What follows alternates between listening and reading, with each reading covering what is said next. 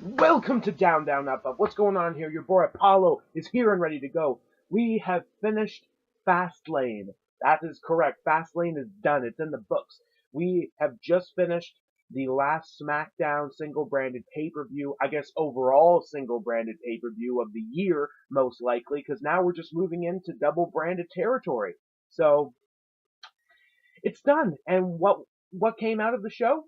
We got a new United States champion, Randy Orton. AJ Styles has successfully kept the WWE Championship. He's going to WrestleMania, a few other things. And what did I think of the show? Well, it was okay. A few things I disagree with, but overall, I think it was a good show. And I don't have any immediate complaints right now, but let's review and react to this show, see where it went. I will state, though, I think this show was a little bit better than the Elimination Chamber pay-per-view. Not because of the wrestling, really. It's just because it was a little bit more unpredictable to see where they were going with some of this stuff, and that's what I like out of a wrestling pay-per-view. So, yippee hooray. Let's dive right into this with Fastlane. It's done. We're reviewing it right now. First of all, I want to say, Adam Pacitti of Cultaholic.com, I am sorry, buddy. I thought you were going to get at least one right out of the ones you differed with Ross. Poor guy.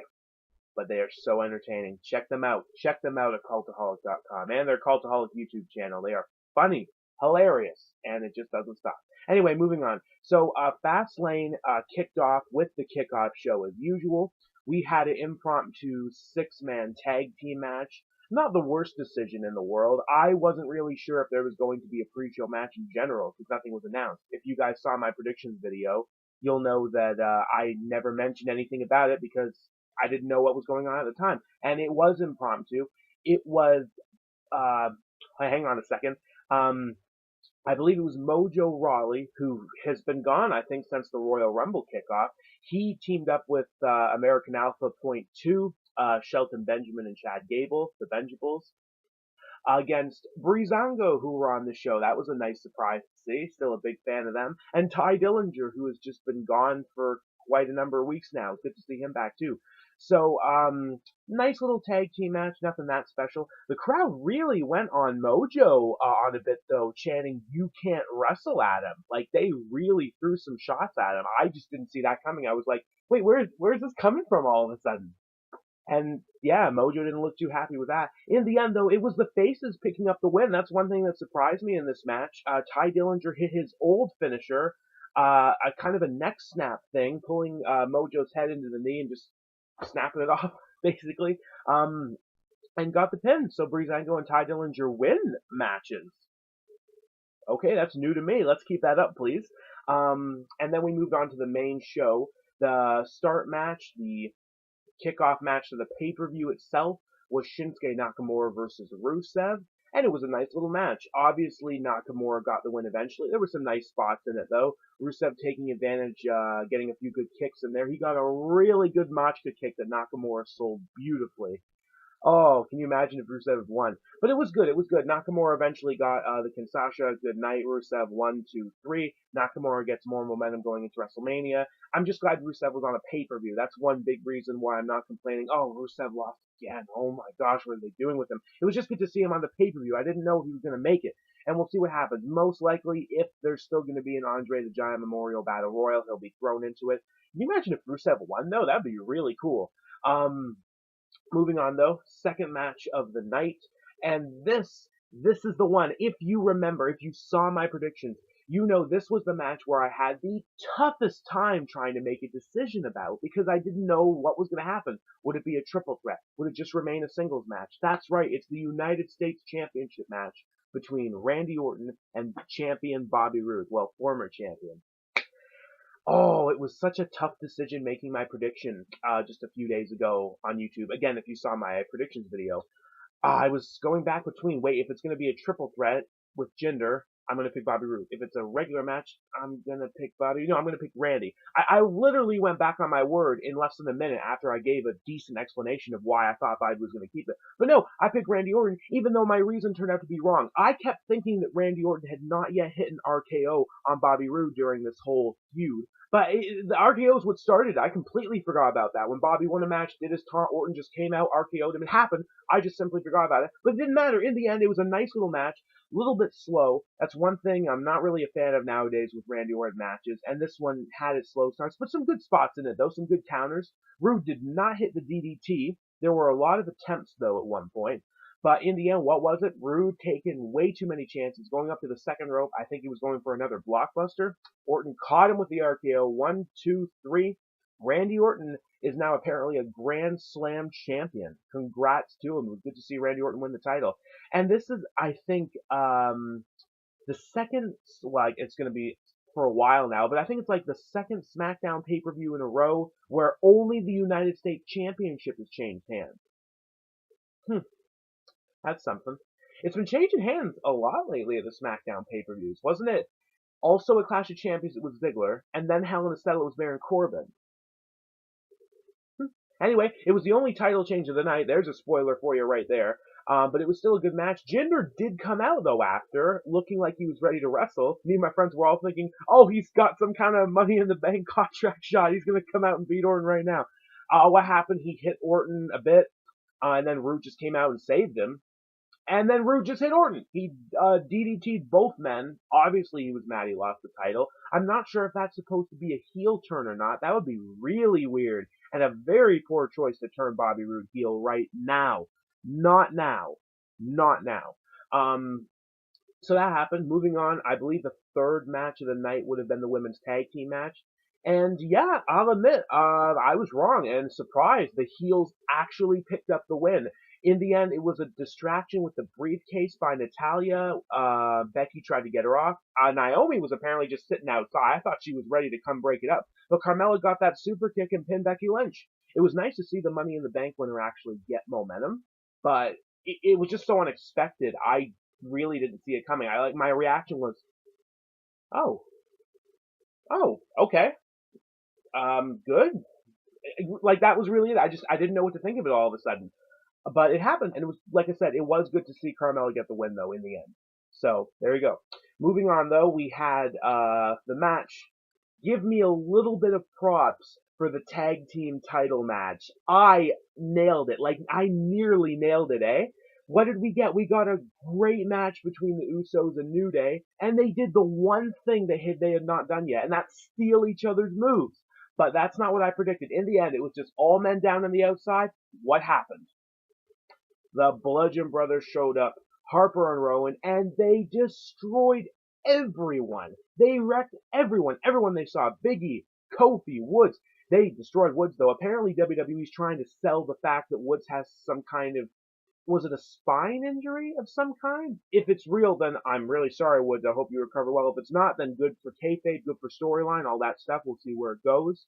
And, yeah, they put the hurting on him, but they put the hurting on the Usos, too. At one point, I thought they were going to hit one of them in the head with one of those hammers they carry. No, we're not doing that.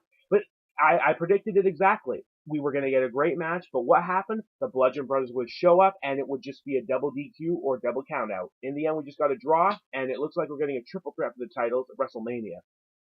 So we'll see where that goes, huh? I'm looking forward to that match, too. That should be great. That should be great. I can't say I'm mad. One, I predicted basically what was going to happen. Two, we've seen the Usos New Day. That's the real catch here. We can't be that mad about this match not getting a legitimate ending because we've seen it so many other times on pay-per-view. What was it, 4 pay-per-view matches? And 5, I guess, if you count the Clash of Champions match because it was a 4-way. I'm pretty sure it was that much. We got Money in the Bank, Battleground, SummerSlam, Hell in a Cell, Clash of Champions. Because 3 ain't enough. Biggie needs 5. Moving on, though. This was the match where I was wondering, are we getting a cash-in or not? The one thing I got wrong out of that was the attempt. Charlotte and Ruby was okay. At first I was really confused why the Riot Squad had not come out with Ruby Riot, but then they showed up. It was a distraction. A Riot kick really early in the match. I'll admit, that shocked me. I'm thinking, oh, what is going on? But no, Charlotte kicked out of it. The match went on. Eventually, Becky and Naomi came out. That's where I was thinking, okay, wait, everyone's coming out now. If they all get ejected, Carmella might just come out scot-free. But no, it didn't happen. Eventually, they were all ejected, though, like I said. Charlotte got enough momentum she needed. really weird kind of neck snap in the corner. If you watch the match, you know what I'm talking about. It's a little bit difficult for me to explain. And then a spear, and then the figure eight. Ruby tap, Charlotte retains. Now, as I said, there was no cash in, but again, if you watch my prediction videos, you know why I'm happy. Asuka came out. Oh, it was so good to see them pick this decision. I was worried. I was thinking, oh, this is the one little swerve that we need here. Please. And we got what we wanted. Asuka came out, pointed at the sign for at least the 600th time, and challenged Charlotte. So it's official. It seems like we're getting Charlotte and Asuka at WrestleMania. And by it seems like, I mean, I'm pretty sure we're getting Charlotte Asuka at WrestleMania. I am really looking forward to that. I think that's the most anticipated women's match we're going to get at that show. So, oh, it should be good. What was I going to say? So, and it looks like we might get Alexa Bliss versus Nia Jax. We'll see what they can do with that. Or maybe we won't get it. Maybe we'll get Sasha and Bayley thrown in. Maybe make it a four-way or something. I would prefer to see Nia try to get the face turn and win a title, please. But we'll see where it goes, right? We'll see where it goes. Moving on, though, to the last match of the show. And you all know I had Dolph Ziggler. I wanted to see it happen. I wanted to swerve. The match was a 50-50 for me. The wrestling was great. It was a nice little match. But I had some problems with it. Obviously, the Kevin Owens, Sami Zayn, Shane McMahon stuff again. My gosh, they just can't stop with that, can they? It just doesn't end. It just doesn't end. I was worried about this new rumor about Ziggler facing Shane at WrestleMania, but at least that would have been something different. Now there's this. Sami Zayn, again, even though after what he did on Tuesday to Kevin, is trying to convince us, no, just pin me, it's all good. And Kevin's not falling for it. Sami goes for the cradle. It doesn't work. And we get to see them fighting. Sami mouths off to Shane, and then Kevin super kicks McMahon, and what does Shane do? He screws both Kevin and Sami out of the title when they're going for pinfalls. Oh my gosh, where was Daniel Bryan when we needed him there, right? Oh, it was so annoying. It was so annoying to see it again. This has been going on since, what, July? Doesn't end.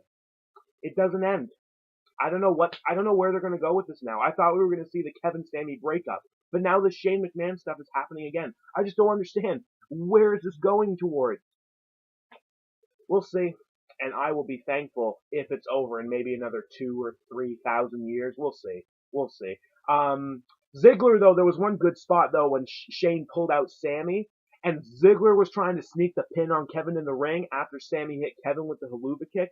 Oh my gosh, I was watching thinking, oh my god, please.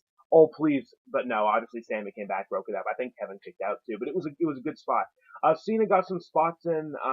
He AA'd like almost everyone at the beginning of the match. So let's get that shovel out.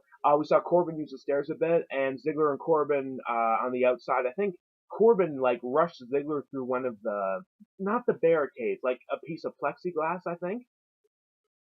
It was okay. Again, some good spots. But my biggest problem, and you won't believe this, but this is actually my biggest problem after the Shane McMahon interference, was the way it ended. Kevin, oh wait, no, excuse me, it was Cena who put AJ through an announce table a little bit early in the match, and then the match went on, and then it was at that point, oh, who's gonna win? Who's gonna get that finisher? Pop-up powerbomb to Cena, goodbye. Phenomenal forearm. AJ's back up to Kevin. 1, 2, 3. That's it. I wasn't happy with that.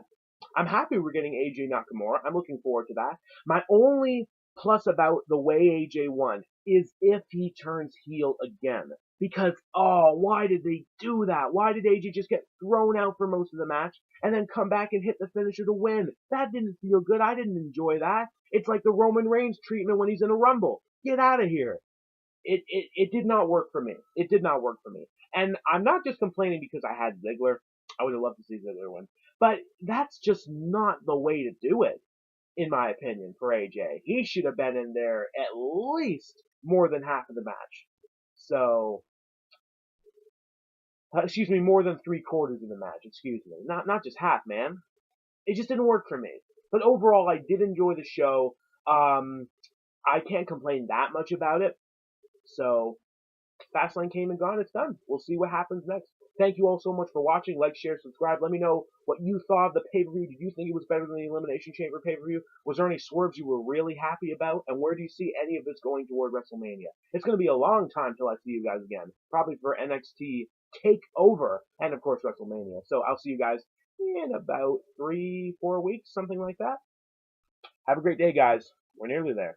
Keep it real.